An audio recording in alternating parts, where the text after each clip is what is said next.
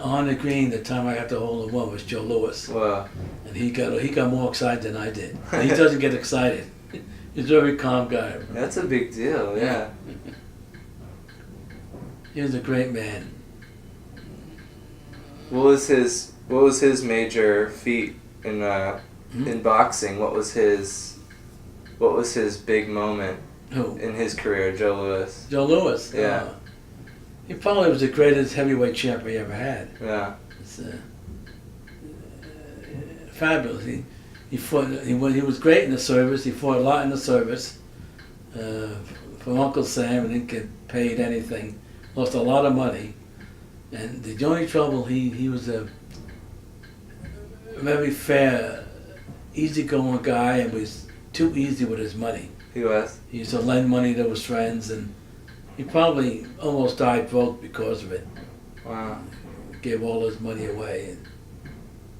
And he was a good golfer, and I think a lot of these guys took advantage of him.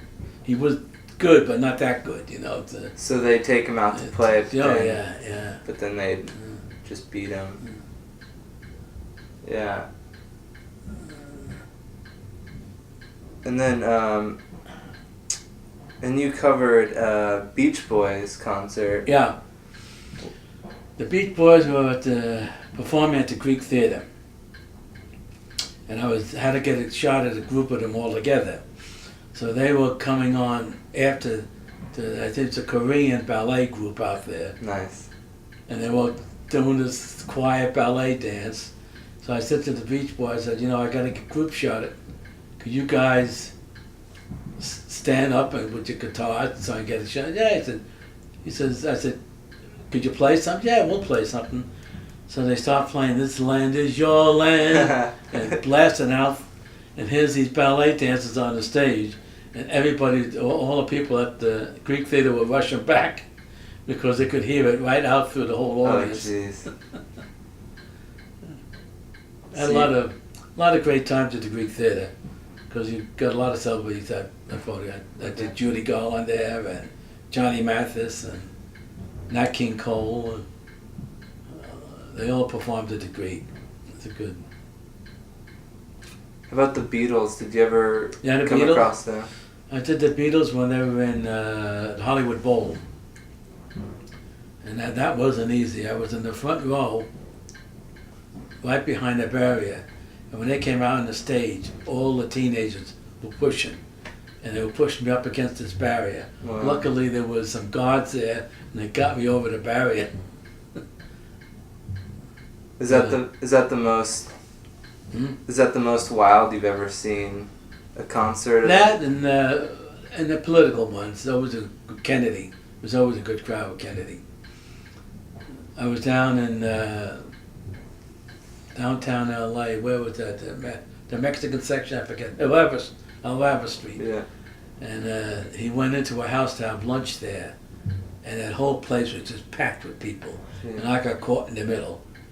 Well, I was hired by Kennedy himself, by the party, to take his picture, so I was right with him all the time. But when he moved ahead of me, I got trapped with these people. And I actually had to fight my way to get back into the restaurant. How did Kennedy and his group find you? How did they know that they wanted you to do that? Well, at that time we were doing photography for the Democratic Party and the Republican Party. We did both. So I worked with Humphrey and Adlai Stevenson. And so we're known as political photographers. We got a lot of business. And you did some work for them before that they liked, obviously. So. And we did work job for the Secret Service and the FBI. Wow. When the Shah of Iran came over here, it was rumored I was going to be assassinated. And I think it was the FBI hired me to take pictures of all the people around when he got off a plane. And then I took pictures of these people, then I also took some up in, I think it was San Francisco when he got off the plane. And it was the same people. So the people that were causing a disturbance. But luckily, nobody assassinated them. Yeah. Did it seem like that was something There's that... people there to boo him, you know. He was a good man. Good man. I got pictures of him with... That's him right here. With Paulie. That's a shot. That's Paulie Petroleum. He was the headband. Paulie Petroleum.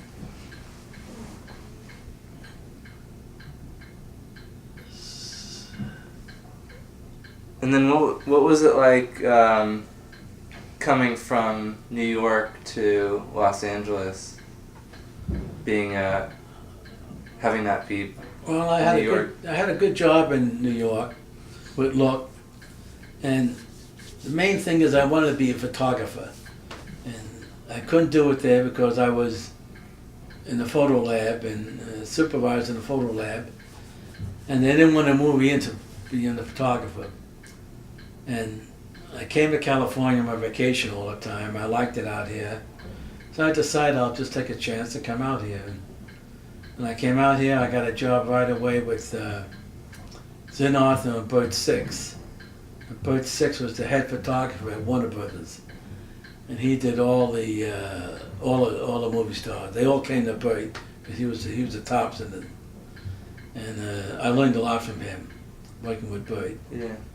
In the studio. We did mostly studio work, and I did some movies with shooting movies, which is a boring job. You get out there at 6 o'clock in the morning, you wait around all day, and then they say, okay, you got a chance to take 2 or 3 pictures. You got 5 minutes, you know. So it's just all waiting Yeah. in one So opportunity. I never cared. I never wanted to be in that line of work. So I made up my mind. Then Arthur and Bert Six broke up. Then I got a job with Rothschild Photos, and I was with them for 12 years. Which was great. I can't say I never regretted it. Great experience. I did all kinds of photography. There wasn't anything I didn't do. Was it what was it like moving out of New York, like leaving that? Oh, I miss New York. Yeah. I still miss New York. After all these years, I still miss it. It's a great town. There's no town like New York City. What is it that makes it so... But the weather out here is, that hot, muggy weather in New York is great, awful. Out here, you've got a nice climate. I miss the winters. Yeah. I used to like the snow. I didn't mind the snow at all. What is it about New York, you think, that makes it so unique? And well, there's an old saying that you can never be lonesome in New York, mm-hmm. which is true. There's so much to do. Just walk down Broadway at Times Square. That's exciting just to do that, you know. Yeah. It's just an amazing town. We used to go to Jack Dempsey's a lot. He had a restaurant on Times Square.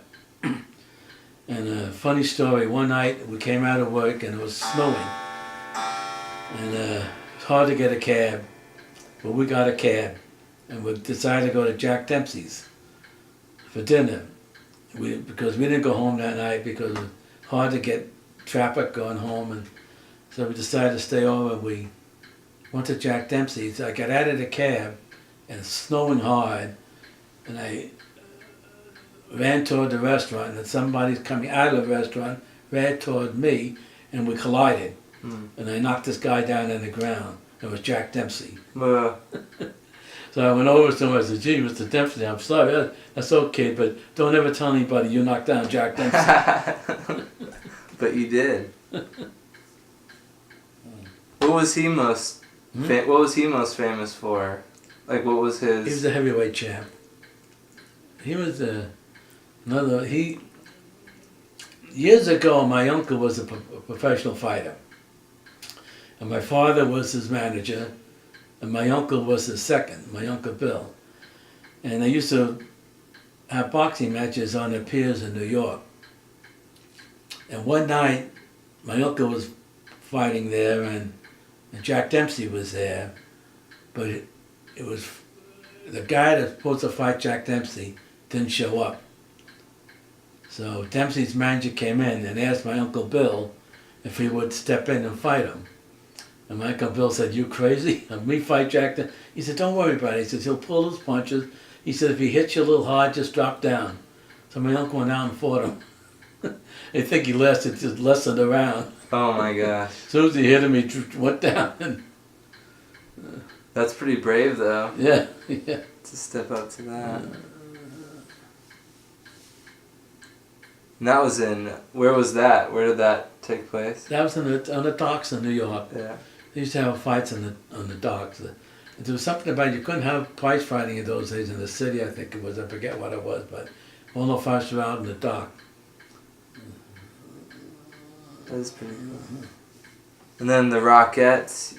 Oh yeah. Are, I had one experience with them. I was shooting a picture of this girl.